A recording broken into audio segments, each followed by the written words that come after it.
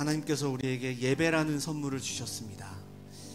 이 시간 한 주간에 있었던 많은 문제와 사건들을 모두 내려놓고 성삼위 하나님께 집중하는 최고의 예배가 되기를 소망합니다. 주 약속 안에서 내 영혼 평안해. 이 찬양이 우리의 고백 되기를 소망합니다.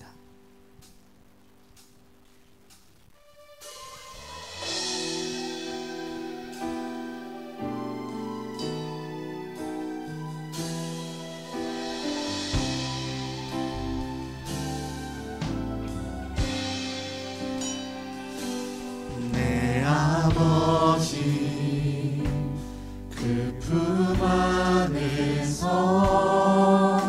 내 영혼은 안전합니다.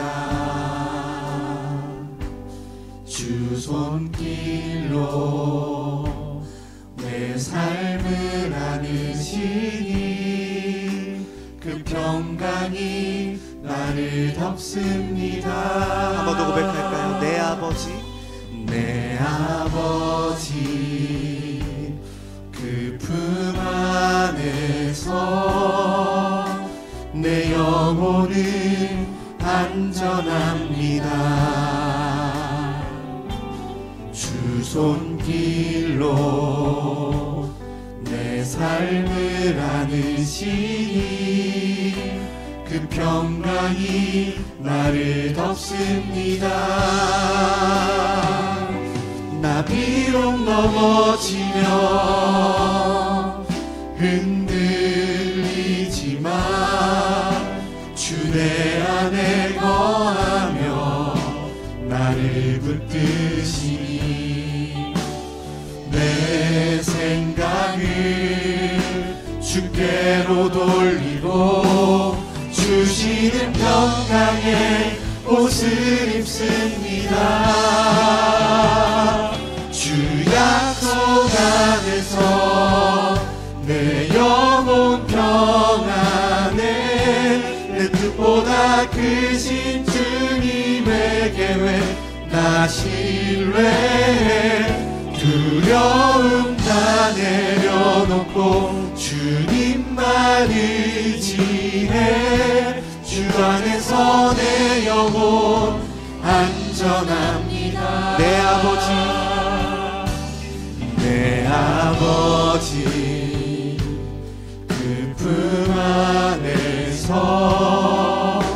내 영혼은 안전합니다. 주 손길로 내 삶을 안으시니 그 평강이 나를 덮습니다. 나 비록 넘어지며 흔들리지만 주 내 안에 거하며 나를 붙드시니 내 생각을 주께로 돌리고 주시는 평강의 옷을 입습니다. 주 약속 안에서 내 영혼 평안해. 내 뜻보다 크신 주님의 계획 나 신뢰해. 두려움 다 내려놓고 주님만 의지해.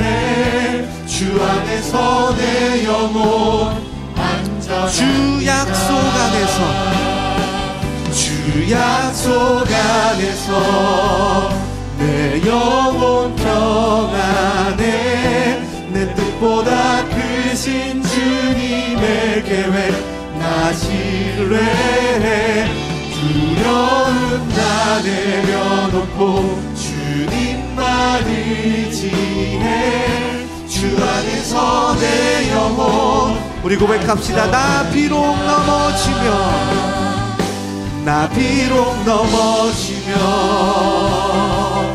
흔들 주 내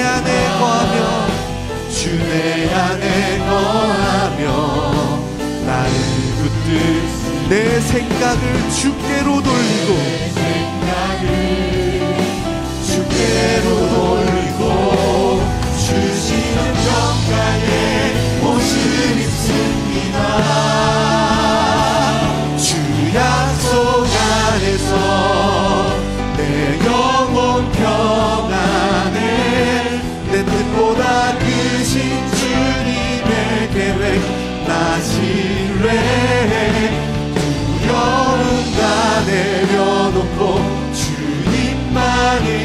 의지해 주 안에서 내 영혼 안전 주 약속 안에서 주 약속 안에서 내 영혼 평안해 내 뜻보다 크신 주님의 계획 나 신뢰해 두려움 다 내려놓고 주님만 의지해 주 안에서 내 영혼 한 번 더 믿음으로 고백하겠습니다.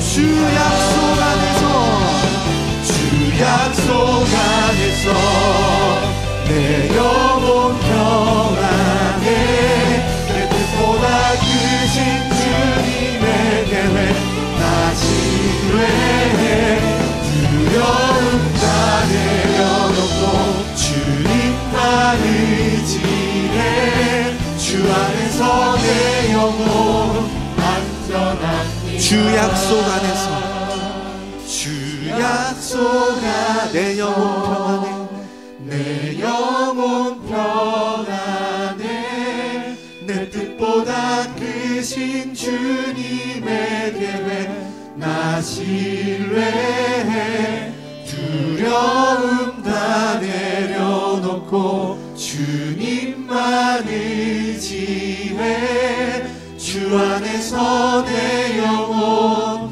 안전합니다 두려움 다 내려놓고 두려움 다 내려놓고 주님만 의지해 주 안에서 내 영혼 안전합니다 주 안에서 내 영혼 안전합니다. 주 안에서 내 영혼 안전합니다 아멘. 믿으십니까? 우리의 인생은 하나님의 약속 안에 있음을 믿습니다. 반드시 성취될 하나님의 약속 안에 있기에 우리는 가장 안전한 곳에 있음을 믿습니다. 우리를 인도하시는 목자 되신 하나님을 기쁨으로 찬양하겠습니다.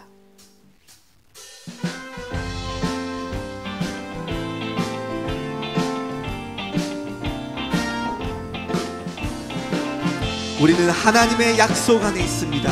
약속을 지키시는 목자 되신 하나님을 찬양하겠습니다.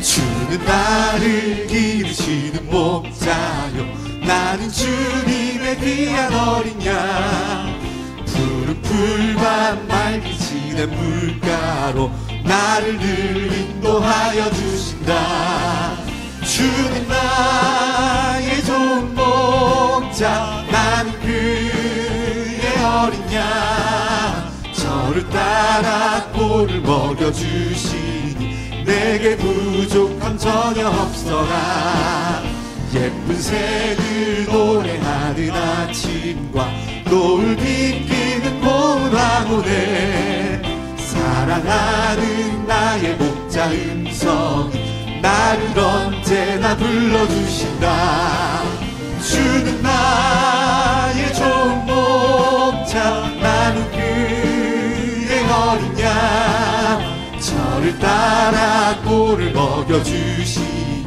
내게 부족함 전혀 없어라 못된 짐승 나를 해치 못하고 거친 비바람 삼지 못하니 나의 주님 강한 손을 펼치사 나를 주야로 지켜주신다 아멘 주는 나의 좋은 목자 나는 그의 어린 양 저를 따라 꼴을 먹여주시니 내게 우리 3절 한 번 더 고백하겠습니다. 못된 짐승 나를 뱉지 못하고 거친 비바람 삼지 못하니 나의 주님 강한 손을 펼치사 나를 주야로 지켜주신다 주는 나의 좋은 목자 나는 그의 어린 양 저를 따라 꼴을 먹여주시니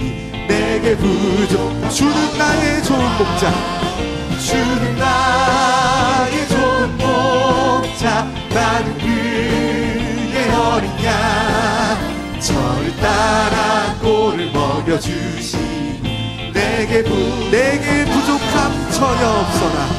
내게 부족함 전혀 없어라. 아멘. 바다보다 넓은 하나님의 은혜를 찬양합시다. 내 주 하나님 넓고 큰 은혜는 저 큰 바다보다 깊다. 너고 닷줄을 끌러 깊은 데로 저 한가운데 가보라. 언덕을 떠나서 창파에 배 띄워 내 주 예수 은혜의 바다로 내 맘껏 쳐가자. 왜 너 인생은 언제나 거기서 저 큰 바다 물결 보고 그 밑 모르는 깊은 바다 속을 한번 헤아려 안보나. 언덕을 떠나서 창파에 배 띄워 내 주 예수 은혜의 바다로 내 맘껏 많은 사람이 얕은 물가에서 저 큰 바다 가려다가 찰싹거리는 작은 파도 보고 마음이 약하여 못 가네. 언덕을 떠나서 창파에 배 띄워 내 주 예수 은혜의 바다로 자 곧 가거라. 이제 곧 가거라. 저 큰 은혜 바다 향해 자 곧 내 노를 저 깊은 데로 가라. 만만한 바다로 언덕을 떠나서 창파에 배 띄워 내 주 예수 은혜의 바다로 우리 3절부터 한 번 더 고백하겠습니다. 많은 사람이 얕은 물가에서 저 큰 바다 가려다가 찰싹거리는 작은 파도 보고 마음이 약하여 못 가네. 언덕을 떠나서 창파에 배 띄워 내 주 예수 은혜의 바다로 내 자 곧 가거라. 이제 곧 가거라. 저 큰 은혜 바다 향해 자 곧 내 노를 저 깊은 데로 가라. 만만한 바다로 언덕을 떠나서 창파에 배 띄워 내 주 예수 은혜의 바다로 내 언덕을 떠나서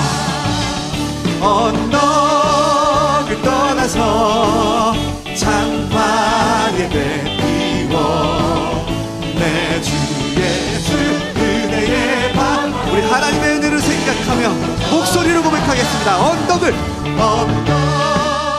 떠나서 창파에 배 띄워 내 주 예수 은혜의 바다로 내 맘껏 쳐가라. 언덕을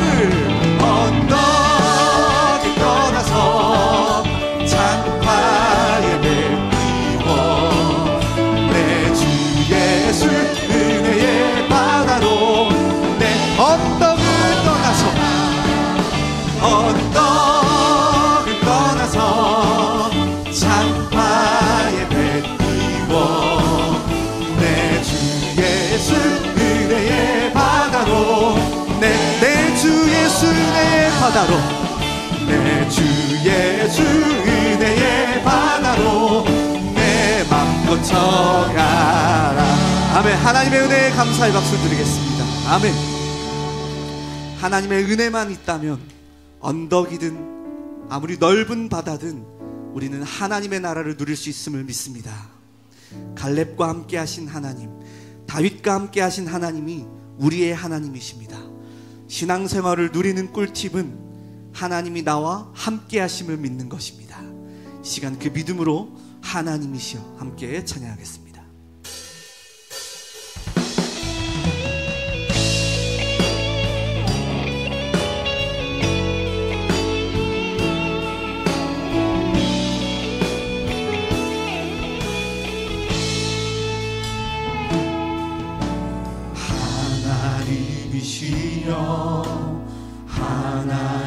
하나님이시여 주는 나의 하나님이시로다. 나의 몸과 마음 주를 갈망하며 이제 내가 주께 고백하는 말. 여호와는 나의 힘이요 여호와는 나의 구원이시니 나의 구원이시니 내가 누구를 두려워하리요. 여호와는 생명의 피난처시니 주의 인자가 생명보다 나음으로 내 입술이 여호와를 찬양하리. 내 평생에 주를 찬양하며 주의 이름으로 내 손 들리라. 하나님이시여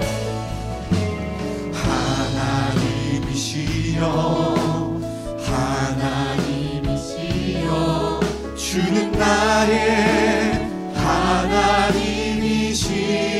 하나님이시로다. 나의 몸과 마음 주를 갈망하며 이제 내가 주께 고백하는 말.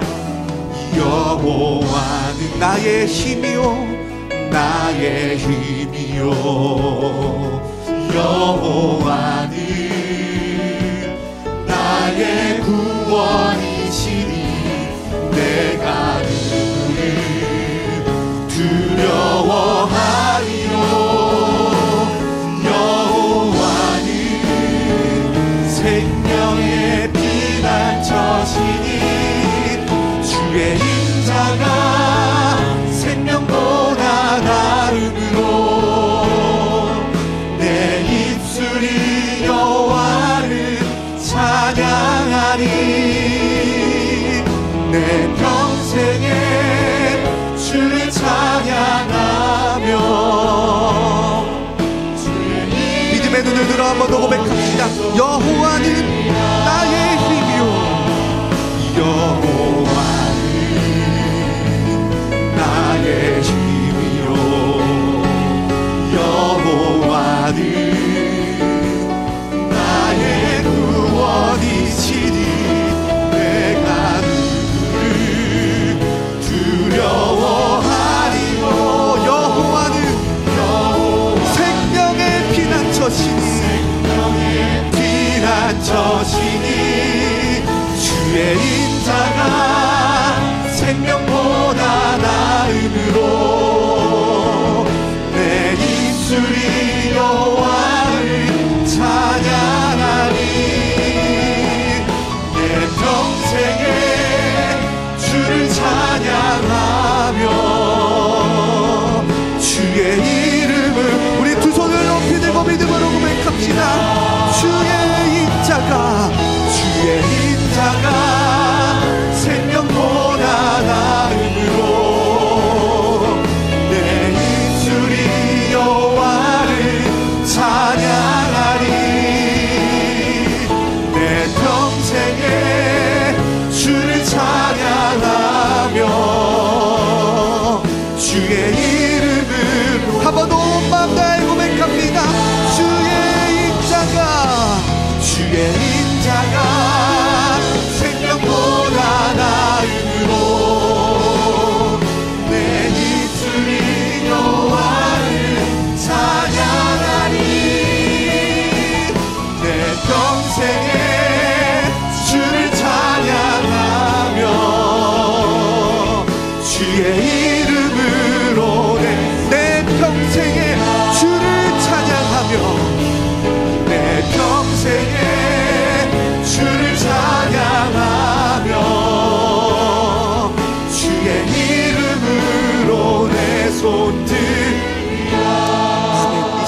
선포되는 말씀을 위해 기도하겠습니다. 말씀을 선포하시는 정의수 목사님에게 성령의 충만함과 갑절의 영감을 더하여 주옵소서. 갈렙에게 주셨던 이글 스피릿을 더하여 주시옵소서. 그 말씀을 믿음의 눈으로 바라보는 시간 되게 하시고, 그 말씀이 우리의 생각과 마음과 영혼 속에 각인되는 시간 되게 하여 주옵소서. 함께 기도하며 나아가겠습니다.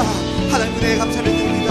이 시간 말씀을 선포하시는 정의수 목사님에게 갈렙에게 주셨던 이글 스피릿을 더하여 주시옵소서. 그 말씀을 믿음의 눈으로 바라보는 시간 되게 하시며, 그 말씀이 우리의 마음에 각인되는 시간 되게 하여 주시옵소서.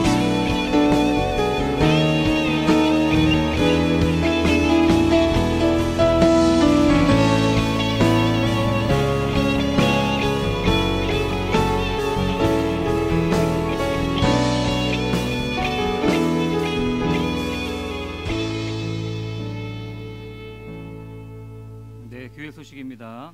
새생명 초청 예배 안내입니다. 회복 새로운 시작이라는 주제로 6월 15일 주일 예배시 진행됩니다. 또 2부, 3부 주일 예배 때 새생명 초청 예배를 위한 전도 물품 부스 운영을 지금 현재 진행하고 있습니다. 그래서 돌아오는 주일날도 우리 전도 물품 부스를 활용해 주시면 감사하겠습니다.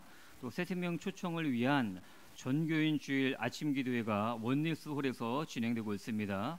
한 영혼을 두고 기도하는 중보기도 공동체의 축복을 누리시길 소망합니다. 모교 사역자 조장 안내입니다. 새생명 초청 주일을 위한 모교 사역자 조장 연합훈련이 내일 목요일 10시 20분에 원리스홀에서 진행됩니다. 우리 사역자, 조장, 예비 사역자분들 모두 참여하셔서 말씀으로 하나 되고 은혜를 나누는 귀한 시간 되길 바라겠습니다. 대교구의 날 안내입니다. 돌아오는 주일 6월 1일 오후 2시에 대교구의 날이 진행됩니다. 주보를 보시면 각 대교구별로 장소를 확인하셔서 또 말씀과 기도로 하나 되어 또 구원의 기쁨을 체험하는 성령 충만한 시간 되시길 예수 그리스도 이름으로 소망합니다. 나머지 광고는 주보를 참고해 주시기 바랍니다. 오늘 은혜 받고 성취될 하나님의 말씀은 시편 51편 7절에서 17절까지 말씀입니다. 시편 51편 7절에서 17절까지 말씀입니다. 저희 한 절씩 교독하시겠습니다. 우슬초로 나를 정결하게 하소서. 내가 정하리이다. 나의 죄를 씻어 주소서. 내가 눈보다 희리이다.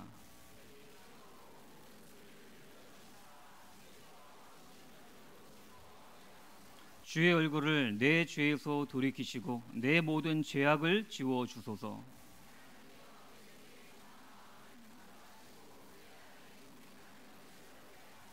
나를 주 앞에서 쫓아내지 마시며 주의 성령을 내게서 거두지 마소서.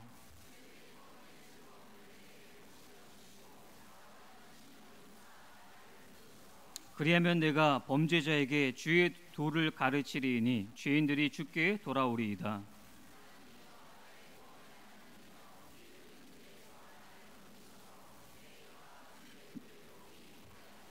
주여 내 입술을 열어 주소서. 내 입이 주를 찬송하여 전파하리이다.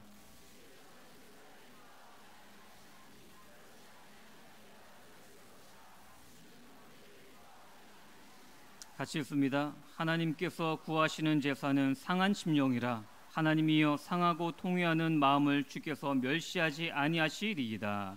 아멘. 생명 얻는 회개라는 제목으로 오늘 말씀을 증거하겠습니다. 우리 다 같이 신앙 고백하겠습니다. 주는 그리스도시요 살아계신 하나님의 아들이십니다. 아멘. 우리 옆에 분들과 함께 인사하시겠습니다. 성도님은 하나님이 쓰시는 사람입니다. 아멘. 하나님이 쓰시는 사람, 우리에게 강단의 말씀을 주셨죠. 디모데전서 3장은 감독과 집사, 즉 교회 지도자들의 자질과 훈련에 대해서 말씀하고 있습니다. 그래서 지도자들은 가정뿐만 아니라 교회에서 모범이 되어야 하는 내용이 있는데요.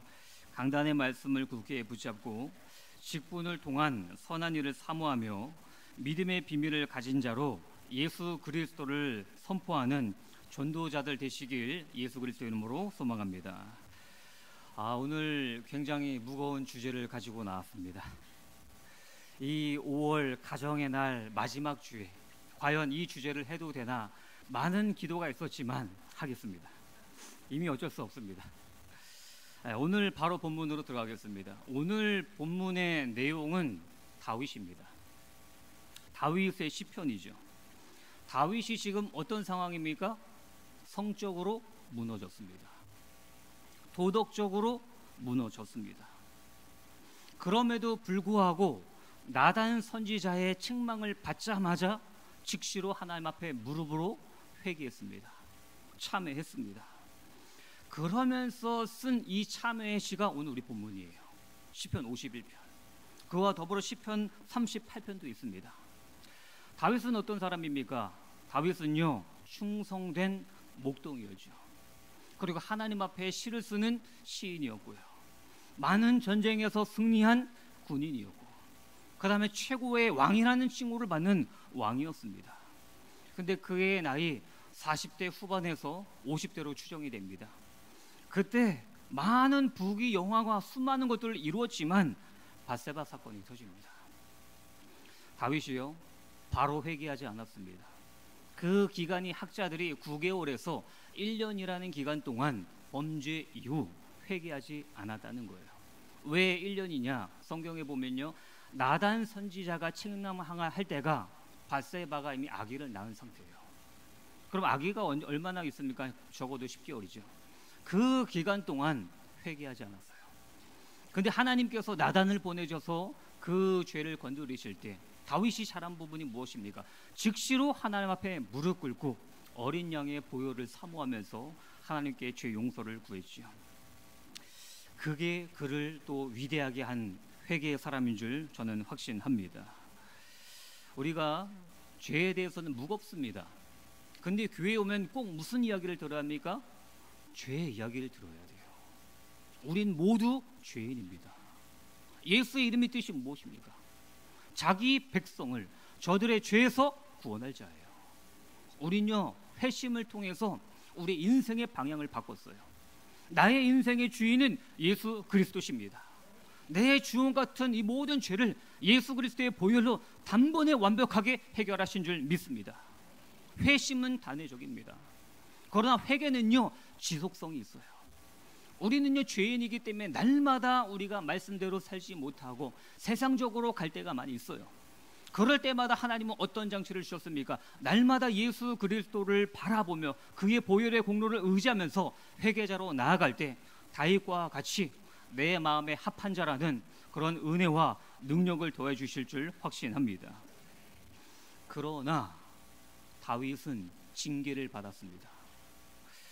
히브리서 12장 11절 보니까요, 무릇 징계가 당시에는 즐거워 보이지 않고 슬퍼 보이나 후에 그로 말미암아 연단받은 자들은 의와 평강의 열매를 맺으리라.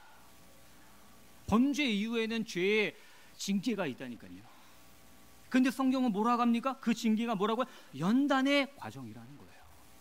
내가 하나님의 말씀대로 살아내면서 의의 열매를 맺기 위해서 하나님은 징계의 과정을 거치신다는 것입니다.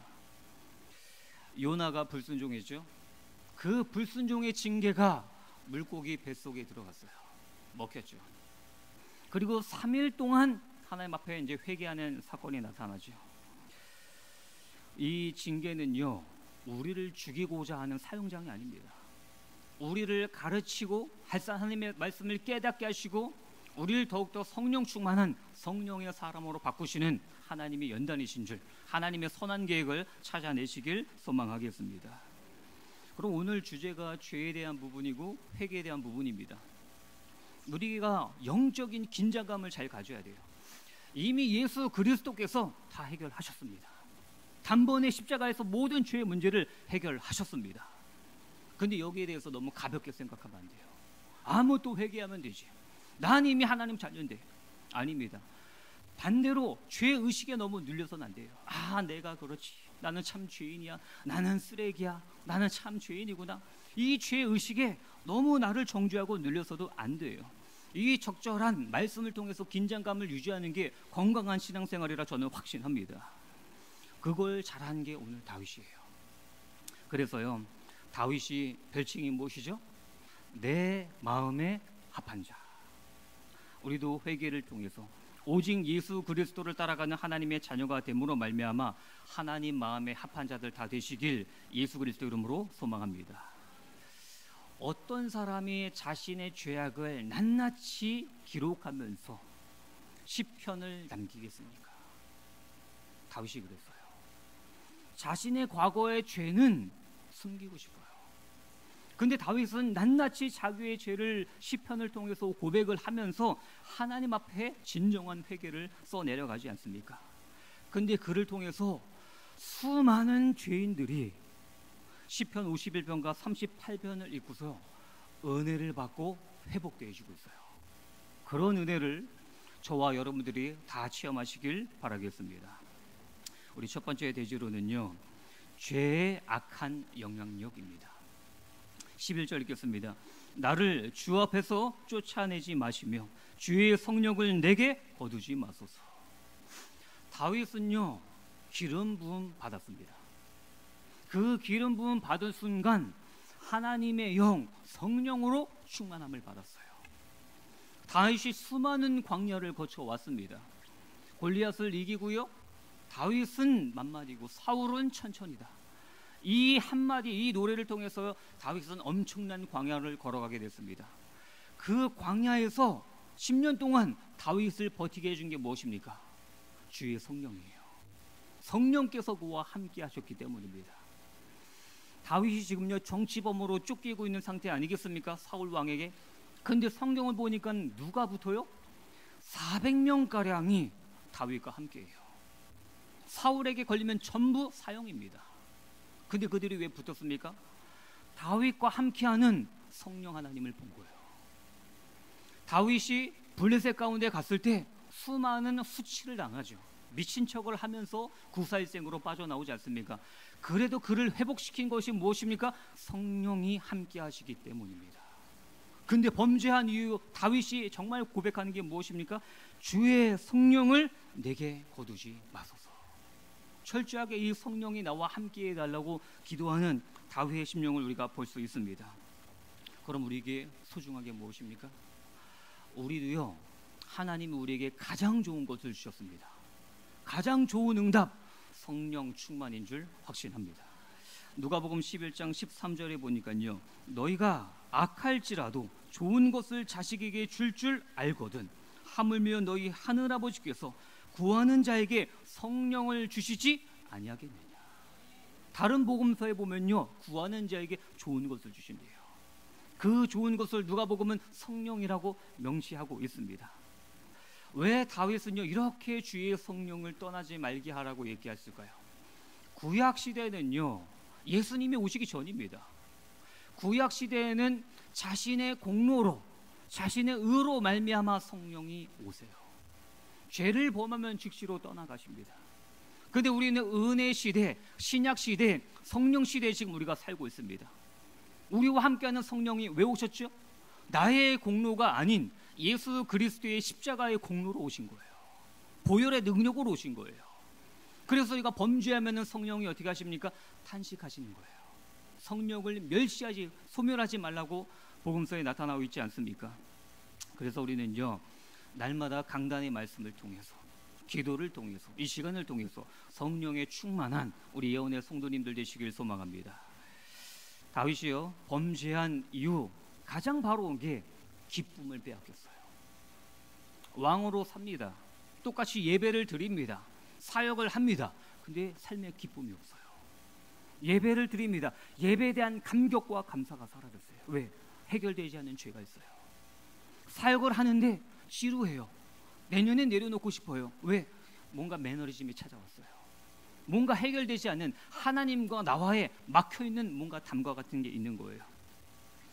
그리고 이후에 완전히 회개함으로 말미암아 오늘 본문을 통해 확인할 수 있습니다. 다윗이요, 예배의 기쁨, 하나님과 함께하는 기쁨을 회복하게 됩니다.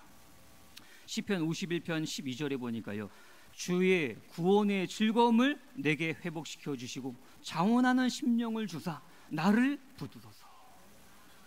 똑같이 예배하는데 그 전에 예배하는데 예배가 너무 지루한 거예요. 예배의 은혜가 안 된 거예요. 왜? 해결되지 않은 엄청난 죄가 있기 때문입니다. 그러나 오늘 이 시편을 통해서 예수 그리스도 보혈의 공로를 의지하며 우리가 참되게 회개할 때 하나님이 우리에게 기쁨과 감사와 은혜를 더해 주실 줄 확신합니다. 죄는 어떻게 해야 됩니까? 이 죄의 문제는요, 확실하게 사함받아야 합니다. 죄는요, 용서받아야 합니다. 죄는요, 예수 그리스도의 보혈로 삭제되어야 합니다. 이 부분이 중요한 부분이죠. 그러면요, 내가 죄인인 것을 먼저 깨닫고 참여하는 심령으로 우리가 기도로 나아가야 되겠죠. 그걸 또 하게 하시는 분이요, 성령님이세요. 그래서 구원받고 우리 인생 모든 것이요, 내 의지로 되는 게 하나도 없습니다. 다 하나님의 전적인 은혜인 줄 믿습니다. 오늘 본문의 1절부터 3절까지를 자세히 보면요, 다윗이요, 나의 죄라는 표현을 5번 정도 사용합니다. 이게 무슨 말입니까? 나 자신을 진정한 죄인으로 먼저 인정해야 되는 거예요. 우리가 왜 예수를 믿습니까? 우리가 질병 치유받기 위해서 예수 믿는 거 아니잖아요. 우리가 사업을 하면서 좀 잘 되기 위해서 예수 믿는 거 아니잖아요.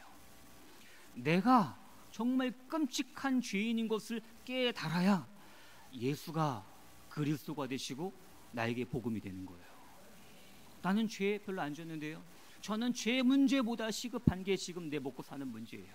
나의 인간관계예요. 우리 가족이에요. 그러면 예수가 그 사람에게 복음이 아니에요. 내 죄가 나에게 오는 이 끔찍한 저주가, 창세기 3장의 문제가 너무나 극심한 거구나. 그래서 이 창세기 3장의 죄 문제를 해결하는 것은 예수 그리스도밖에 없구나. 그럴 때 완전한 복음이 우리에게 주어지는 줄 믿습니다. 많은 사람들이 뭐라고 합니까? 내가 사탄에게 속았네. 사탄에게 속아서 내가 범죄한 거예요. 범죄했기 때문에 회개로 나아가야 합니다. 저는요, 영적 문제가 심해서요. 영적 문제 심해서 내가 범죄한 거라니까요. 내가 죄 지은 거라니까요. 거기서 끝이 아닙니다. 그래서 내가 범죄했습니다. 그래야 회개의 자리로 나아가는 거 아니겠습니까? 그래서 많은 사람들이요, 죄 이야기하는 걸 싫어해요. 그냥 사탄을 이기신 완전하신 예수 그리스도 선포해 주세요. 맞는 말이죠. 근데 죄를 죄로 인정해야 됩니다. 그래야 예수가 내 인생에 죄 문제 해결하신 완전한 복음이 될 줄 믿습니다. 사람들이 뭐라고 합니까? 실수했어요. 상처가 있어서 그래요. 성격 차이입니다. 취향 차이입니다. 심신미약입니다. 조현병이 있어서 그렇습니다. 아니에요. 죄 지은 거예요. 조현병이 있어서 죄 지은 거고요. 심신미약 상태로 죄 지은 거고요. 하나님 앞에 범죄한 겁니다. 그래서 우리는요, 즉시로 단번에 예수 그리스도의 보혈의 공로를 의지해야 하는 줄 믿습니다. 하나님 어떤 하나님이십니까? 하나님은요, 자비의 하나님이세요. 하나님은 사랑의 하나님이십니다. 그러면서 하나님은 공의의 하나님이십니다. 그래서 우리 인간의 죄를 하나님은요, 무섭게 심판하셔야 돼요. 왜? 공의의 하나님이세요. 공의가 무엇입니까? 죄를 심판하시는 하나님이 공의의 하나님이세요. 내가 아담아, 내가 너를 너무 사랑해. 너의 죄를 그냥 없는 걸로 쳐줄게. 그럴 수 없다니까요. 왜? 죄의 삭은 사망이라고 하나님이 정해 놓으셨습니다. 근데 하나님은요, 이 인류를 구원하셔야 돼요. 왜? 너무 사랑하시기 때문이죠. 그래서 이 공의의 하나님, 죄를 심판해야 됩니다. 그러나 죄인된 인간을 사랑해야 됩니다. 모순 같죠. 이 모순 같은 공의의 하나님과 사랑의 하나님을 조화를 이루는 것이 그게 십자가라니까요. 십자가를 통해서만 그분이 제물이 되셔서 모든 인류의 죄를 담당하시고 피 흘려 죽으심으로 말미암아 죄의 문제가 심판됐어요. 해결받았습니다. 그분이 부활하심으로 말미암아 하나님의 아들로 선포되셨고, 그를 바라보는 자, 믿는 자마다 영생을 얻게 되는 줄 믿습니다. 로마서 5장 8절 보니까요, 우리가 아직 죄인 되었을 때에 그리스도께서 우리를 위하여 죽으심으로 하나님께서 우리에 대한 자기 사랑을 확증하셨느니라. 그래서 십자가 복음이 너무 귀한 거예요. 내가 십자가의 복음이 믿어진다, 기적입니다. 감격하셔야 돼요. 날마다 운전을 하시면서 이 자연을 바라보면서 운동을 하시면서 구원받은 것에 감격하는 저와 여러분들 되시길 바라겠습니다. 오늘 본문 4절 보니까요, 내가 주께만 범죄하여 주의 목전에 악을 행하였사오니 주께서 말씀하실 때에 의로우시다 하고 주께서 심판하실 때에 순전하시다 하리이다. 지금 다윗은요, 지금 위치가 어떤 상황이죠? 왕이에요. 대통령 아닙니다. 왕입니다. 그 당시 왕은 어떤 사람입니까? 절대 권력자예요. 왕이 자기가 원하는 여자 한 명 못 취합니까? 세상 왕은 수억 더한데요. 왕이 자기 마음에 안 드는 사람, 청부살인 한 명 사람 못 죽입니까? 세상 왕 더 악한 짓도 많이 하는데요. 근데 다윗은 지금 뭘 이야기합니까? 세상 기준이 아닌 하나님의 말씀 앞에서 자기 자신을 회개한다는 거예요. 자기 자신이 죄인이라는 겁니다. 우리는 어떤 존재입니까?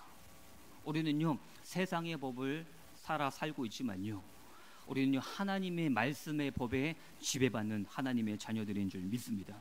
그래서 성경을 통해서요, 강단의 말씀을 통해서요, 날마다 성령께서 내 양심을 건드리신다니까요. 말씀대로 살라는 거예요. 말씀대로 순종하라는 거예요.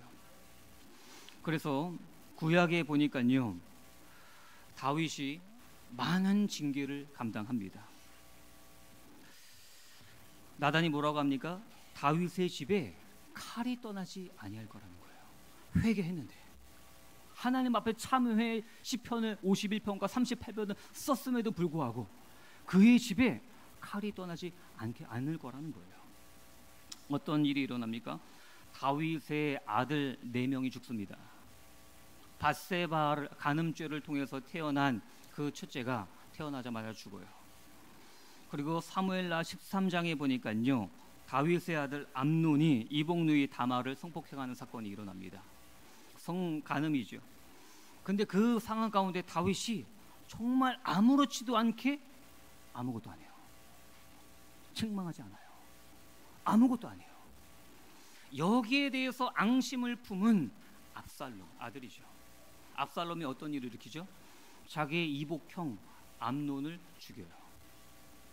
그 다음에 압살롬이 나중에 어떻게 됩니까? 쿠데타를 일으켜요. 내가 아버지의 왕권을 차지하겠다. 그러면서 압살롬도 살해당합니다. 실패해서. 그리고 나중에 솔로몬이 왕이 되려고 합니다.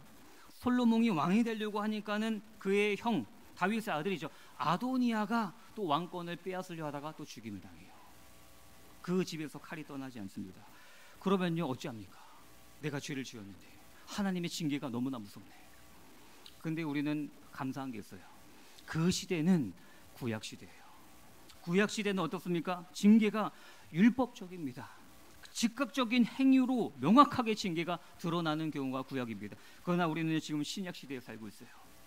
예수 그리스도의 십자가 대속으로 말미암아 죄에 대한 모든 형벌은 십자가에서 이미 치러졌습니다. 그럼에도 불구하고 징계가 온다니까요. 회개하면 끝이 아니라니까요.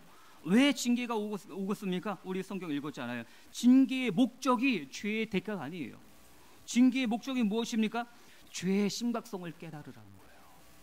죄의 처참함을 깨달으라는 거예요. 죄를 미워하고 내 내적인 변화가 일어나는 하나님을 닮아가는 성화의 과정으로 나아가라는 게 하나님의 징계의 목적입니다. 그래서 오늘 말씀을 굳게 붙잡고요, 하나님을 닮아가는 이 성화의 과정을 거쳐서 하나님의 사랑을 확신하는 성령의 사람들 다 되시길 바라겠습니다. 우리 두 번째로는요, 회복의 감격과 은혜입니다. 오늘 본문 7절입니다. 우슬초로 나를 정결하게 하소서. 내가 정하리이다. 나의 죄를 씻어주소서. 내가 눈보다 희리이다. 지금 우슬초라는 이야기를 이야기하죠. 우슬초가 어떤 도구냐? 제사장이 어린 양의 보혈을 묻혀서 뿌릴 때 쓰는 거예요. 언제 처음으로 쓰여졌냐? 출애굽할 때 어린 양의 보혈을 문지방에 발라야 합니다. 어린 양의 보혈을 문지방에 바를 때 이 우슬초를 통해서 피를 발랐어요. 그리고 나중에 제사장이 어린 양의 보혈을 뿌릴 때 쓰는 도구가 우슬초예요. 즉 무슨 말입니까? 다윗의 자신의 죄를 해결하는 것은 어린 양의 보혈 예수 그리스도뿐이 없다는 거예요. 그래서 우리가 은혜 받은 자 아니겠습니까? 그러니까 은혜가 무엇입니까? 은혜는요, 덮어버렸다는 거예요. 내 안에 원죄, 자범죄, 수많은 죄성이 있는데 예수 그리스도의 보혈이 나를 덮어버렸다는 거예요. 몇 달 전만 해도요, 막 기상이변으로 눈이 내린 적이 있어요. 3월 달인가요? 4월 달인가요? 그때 제가 다 아침에 나가보니까요, 쓰레기통이 예뻐 보이더라고요. 쓰레기통에 눈이 딱 쌓이니까 쓰레기통도 예뻐 보여요. 그게 지금 우리 상태라니까요. 우리의 죄는요, 굉장히 끔찍합니다. 그러나 예수 그리스도의 보혈이 덮었기 때문에 우리는요, 용서받은 의인인 줄 믿습니다. 그리고요, 이제 다윗이 뭐라고 이야기합니까?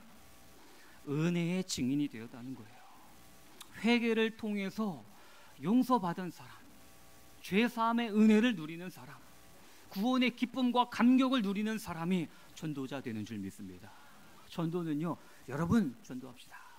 몇 명까지 몇 명 데리고 오세요. 며칠까지 데리고 오세요. 운동해서 되는 게 아니잖아요. 우리가 기간은 정해야 합니다. 운동도 해야 됩니다. 근데 그 안에 어떤 심령의 변화가 일어나야 되겠습니까? 말씀의 은혜가 돼야 돼요.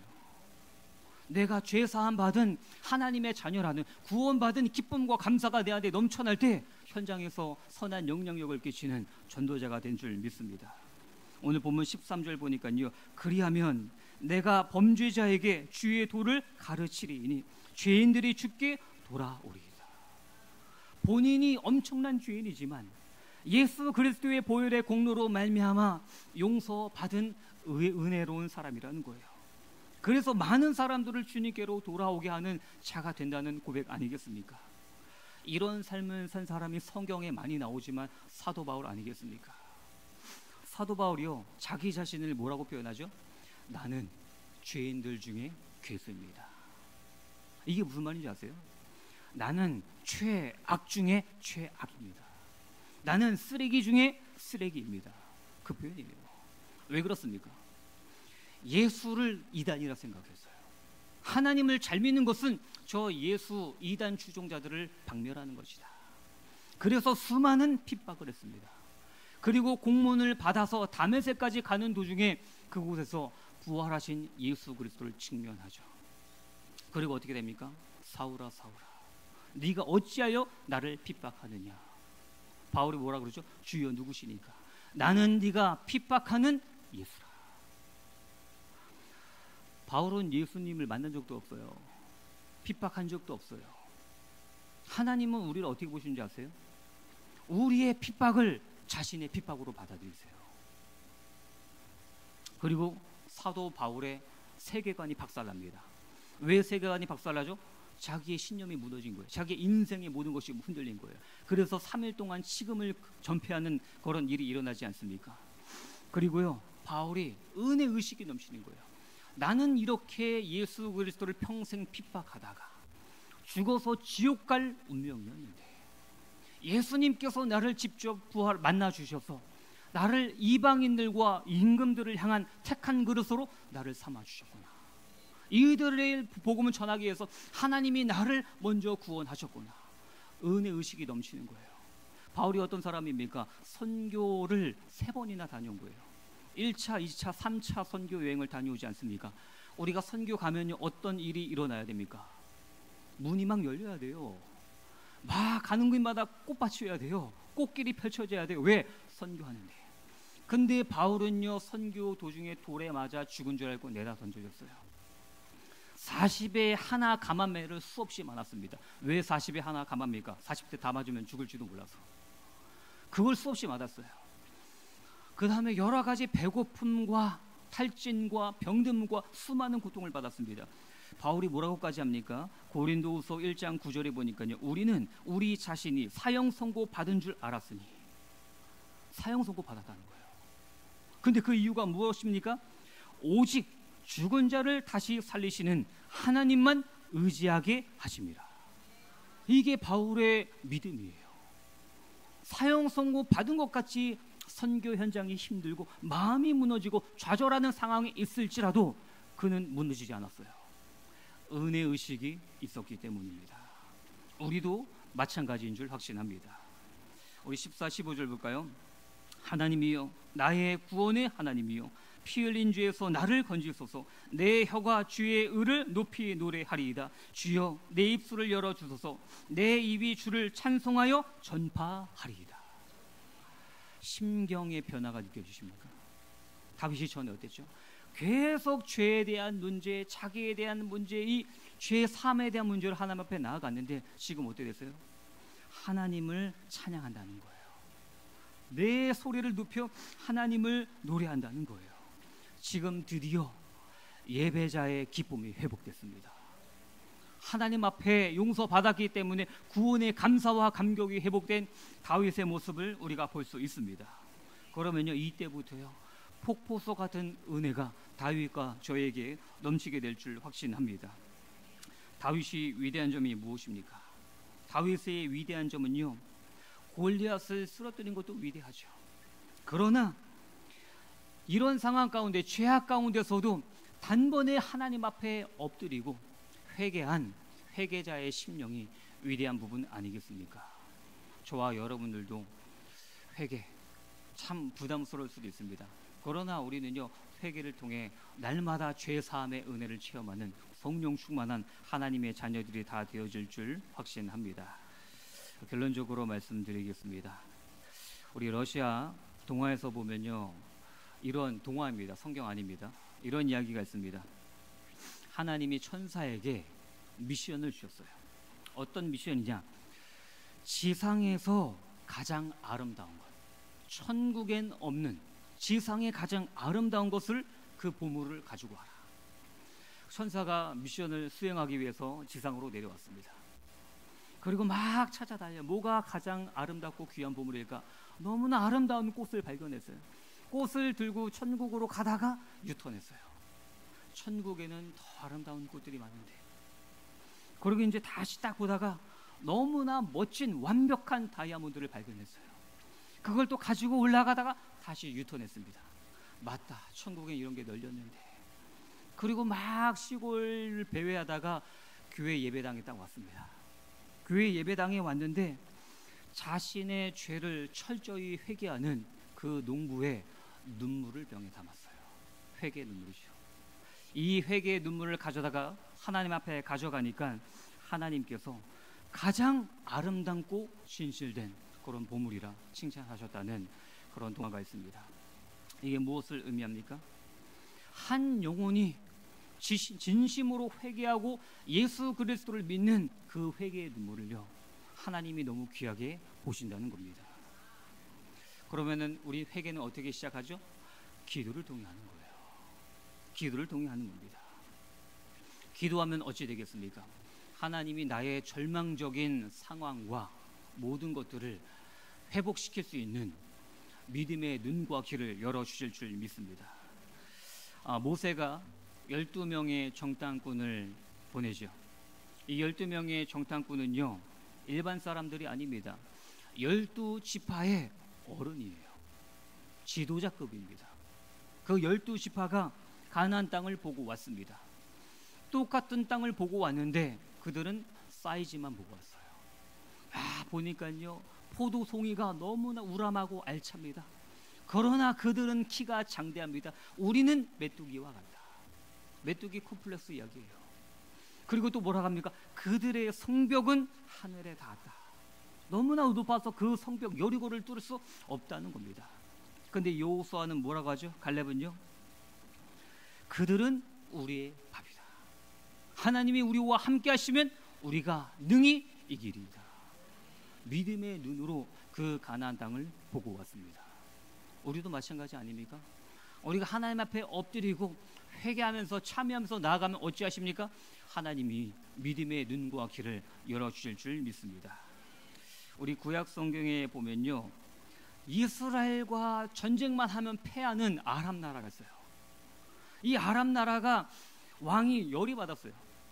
왜? 기습 공격, 게릴라전을 하려고 하면 어찌 기가 막히게 알고 다 방어를 하는 거예요. 이건 반드시 우리 아람 나라 안에 스파이가 있다. 이 스파이를 색출해내자. 그러니까 한 똑똑한 신하가 이야기합니다. 왕이시여, 스파이가 있는 것이 아닌 하나님의 사람 엘리사라는 사람이 하나님 앞에 기도해서 이 모든 것을 알아맞추고 있습니다. 야, 그럼 엘리사를 잡아와라. 아람 군대가 엘리사의 집을 3겹, 4겹 포위했습니다. 아침에 엘리사의 사환 게하시가 커튼을 딱 쳐보니까요, 큰일 났어요. 지금 완전히 죽게 생겼습니다. 빠져나갈 구멍이 없습니다. 그때 난리가 났습니다. 근데 엘리사가 뭐라고 하죠? 열왕기하 6장 17절에 보니까요, 기도하여 이르되 여호와여 원하건대 그의 눈을 열어 보게 하옵소서 하니 여호와께서 그 청년의 눈을 여심해 그가 보니 불말모와 불병거가 산에 가득하여 엘리사를 둘렀더라. 이게 믿음의 눈이 열린 하나님 사람의 특징인 줄 믿습니다. 그래서 우리는요, 기도하셔야 돼요. 기도할 때 그냥 기도하는 거 아닙니다. 참회의 기도예요. 회개의 기도 하시는 겁니다. 눈물만 흘리다 끝나면 안 됩니다. 회개로 시작했지만 감사로 마치는 기도의 사람 되시길 바라겠습니다. 예레미야서 33장 3절입니다. 너는 내게 부르짖으라. 내가 내게 응답하겠고 내가 알지 못하는 크고 은밀한 일을 내게 보이리라. 기도하면 뭐라고요? 크고 은밀한 일을 보여주신다는 거예요. 반대로 얘기해 볼까요? 기도 안 하면 어떻게 돼요? 안 보여요. 방법이 안 보여요. 절망한다는 겁니다. 기도하면 하나님이 보여주신다는 거예요. 마태복음 14장에 보면요, 예수님의 제자들이 위기를 만납니다. 그 전에 배에서 풍랑을 만났어요. 그 전에 풍랑과 싸우다가 안 되니까 예수님이 마침 배에서 주무시고 계세요. 예수님이 깨었어요. 예수님이 큰일 났습니다. 큰일 났습니다. 그러니까 예수님이 어떻게 하셨죠? 바람과 파도를 꾸짖으심에 잔잔하게 되었습니다. 그런데 오늘 마태복음 14장은요, 예수님 안 계셔요. 제자들만 탔어요. 풍랑을 만났습니다. 싸우다가 포기했어요. 우린 죽은 목숨이다. 근데 예수님이 물 위를 걸어오십니다. 응답이죠. 응답이잖아요. 죽게 생겼는데 예수님이 물 위를 걸어오셔요. 우리를 구원하시기 위해. 근데 그들의 반응이 무엇입니까? 유령이다. 예수님이 물 위에 걸어오신가? 유령이라는 거예요. 근데 어찌 보면 우리가 그럴 수 있지 않습니까? 우리는 위기예요. 큰일 났어요. 근데 강단을 통해서 우리에게 답이 주어지고 하나님의 응답이 다가오고 있는데 우리는 다급한 거예요. 이 부분을 열어주는 게 기도인 줄 믿습니다. 그래서 기도를 통해서 오늘도 하나님, 나는 죄인입니다. 그러나 예수 그리스도 보혈의 공로로 용서받은 의인이 되었습니다. 이 보혈의 은혜, 죄사함의 은혜를 모르는 사람들에게 전파하는 전도자가 될 수 있도록 하나님이 축복하여 주시옵소서. 기도에 힘쓰는 또 6월 15일 우리 새생명 초청 주일 예배가 있습니다. 우리가 할 것이 무엇이죠? 초청은 해야죠. 기도 안 하고 초청도 안 한다, 그건 직무유기예요. 하나님 우리에게 태신자 주셨습니다. 우리가 품고 있는 그 영혼들 있습니다. 회복자들 있습니다. 하나님 그 영혼을 품고 또 6월 1일 대교구의 날이지 않습니까? 돌아오는 주일이죠. 가셔야 돼요. 아유 2시에 바빠요, 피곤해요, 졸려요. 아닙니다. 가셔야 됩니다. 애기 들고 업고 가셔야 돼요. 유모차 끌고 가셔야 돼요. 가셔서 뭐합니까? 기도하실 거예요. 함께 모여서 기도할 때 하나님은요, 능력을 베풀어 주실 줄 믿습니다. 사무엘이 뭐라고 했습니까? 미스바로 모여라. 내가 너희를 위하여 여호와께 기도하리라. 사도행전 2장이 무엇입니까? 마가다라 방에서 120명의 성도가 함께 기도할 때 오순절 성령의 역사와 함께 초대교회가 탄생했습니다. 우리가 대교구의 날 위해서 모일 거예요. 그리고 거기서 뭐 하겠습니까? 기도할 거예요. 각자 우리 가정에서 기도하지만 함께 모여서 기도할 때 마가다라 방의 성령의 역사가 우리 예원교회에 나타나게 될 줄 확신합니다. 우리 다 함께 언약기도 드리시겠습니다. 강단에 하나님이 쓰시는 사람 말씀 주셨습니다. 내게 주신 직분의 가치를 깨닫고 감격하면서 교회를 든든히 세워가는 영적 지각변동에 주역되게 하여 주시옵소서. 죄의 문제 해결하신 예수 그리스도의 보혈의 능력을 통해서 구원의 기쁨과 감사와 통해 개인과 가정과 산업 사회 현장에 울려 퍼지게 하여 주시옵소서. 우리 다가오는 새생명 초청주의를 위해서 우리 함께의 시간 기도하겠습니다. 사랑의 하나님, 감사를 드립니다. 하나님 아버지, 오늘도 이 귀한 수요일날 우리 영혼의 성도님들이 함께 예배하며 새생명 초청 예배를 위해서, 영혼 구원을 위해서 나의 죄 문제 해결하신 예수 그리스도를 바라볼 수 있도록 하나님 은혜 주심에 감사를 드립니다. 오직 성령으로 충만 다윗의 시편, 이 다윗의 베개가 나의 회개가 되게 하여 주시옵시고, 하나님 마음에 합한 자라는 이 별칭이 우리의 응답이 될 수 있도록 하나님이 역사하여 주시옵소서. 하나님 감사를 드리며 하나님 생명하는 베개와 하나님이 쓰시는 사람이라는 귀한 말씀을 받아봅니다. 내게 주신 직분의 가치를 깨닫게 하여 주시옵시고, 날마다 직분의 감사하면서 교회를 든든히 세워가는 영적 시각 운영의 주역이 되는 하나님이 역사하여 주시옵소서. 하나님 아버지, 우리 안에 매너리 중에 사라지고 하나님을 찬양하고 하나님을 예배하는 예배의 영성이 살아날 수 있도록 주의 소명을 역사하여 주시옵소서. 우리가 새생명 주총교회를 준비하고 있으며 다가오는 새생명 주총 주일 예배를 통해서 많은 영혼들이 주님께로 돌아오게 하여 주시옵소서. 그리고 모든 공부하되 구역 예배와 말씀 속에 합성됨으로 말미암아 이 세 가지가 회복되되니 현장에서 속으로 모임을 통해서 구역 예배를 통해서 말씀 등을 통해서 하나님 자녀의 모든 것들을 따라가고 하나님 인생과 백신과 성화의 단계로 나아갈 수 있도록 주의 공격에서 역사하여 주시옵소서. 이제는 부활하셔서 우리 모든 죄의 문제 해결하신 주 예수 그리스도의 은혜와 하나님의 크신 사랑과 성령님의 내주인도 역사 교통 충만하심이 직분의 가치를 깨닫고 날마다 감사 감격하며 하나님이 쓰시는 사람 영혼 구원의 기쁨을 체험하기 원하는 우리 영혼의 성도님들 머리 위에 또 다음 세대 위에 이제부터 영원토록 항상 함께 계실지어다. 아멘.